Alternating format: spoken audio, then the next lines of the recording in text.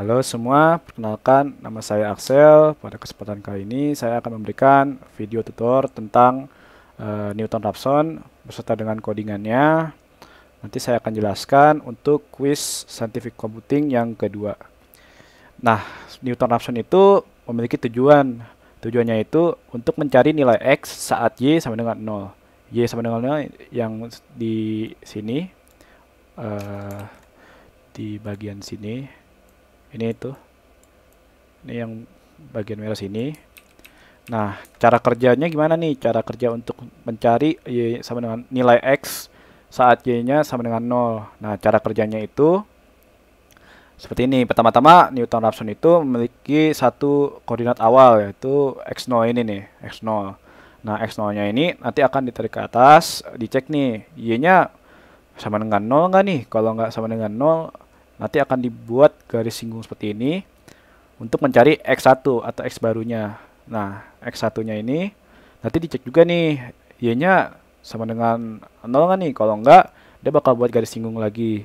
Nah, akan melakukan hal itu terus-menerus sampai ketemu Y-nya sama dengan 0. Nanti kita bisa tahu hasil dari X-nya, nilai X-nya saat Y-nya sama dengan 0. Seperti itu kurang lebih cara kerjanya.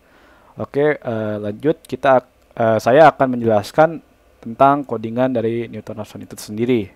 Nah, untuk codingannya, pertama-tama kita import NumPy as NP. Ini bebas ya guys ya. Ini terserah kalian mau mau as apa gitu ya. Kalau saya sih NP gitu ya. Habis itu yang masuk ke kotak kedua ini tuh merupakan fungsi fx-nya ya. Ini fungsi fx-nya dan ini fungsi gx-nya.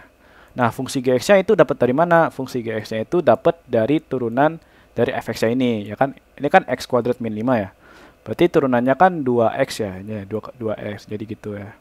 Nah, lanjut lagi ke kotak nomor 3. Kotak nomor 3 ini function Newton-Raphson. Ini bebas ya, ini namanya bebas terserah kalian nama functionnya.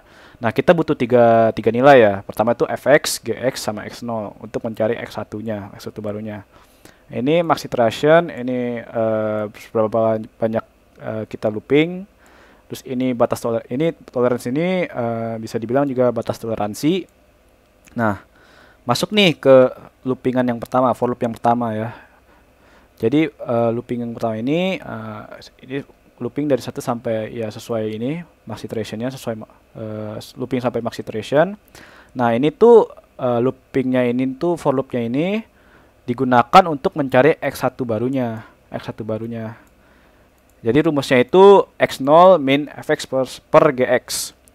Nah, ini akan terus dicari terus, nanti akan langsung di print sampai ketemu y-nya sama dengan 0. Nah, if ini berfungsi untuk ngecek nih y-nya udah sama dengan 0 nggak nih. Kalau misalnya y-nya udah sama dengan 0, udah ketemu titiknya, maka akan di return nilai x-nya dari misalnya y-nya udah sama dengan 0, berarti nilai x-nya berapa gitu ya. Gitu. Nah, ini x sama dengan x0 sama dengan x1 ini kalau misalnya belum ketemu nih.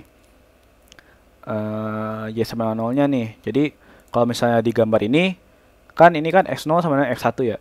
Nanti jadinya gini. Kan awalnya kan x0-nya di sini nih. Ya kan? Nah, udah ketemu x1 nih. Nah, x1-nya ini masih belum, y-nya belum 0 nih. Ya kan?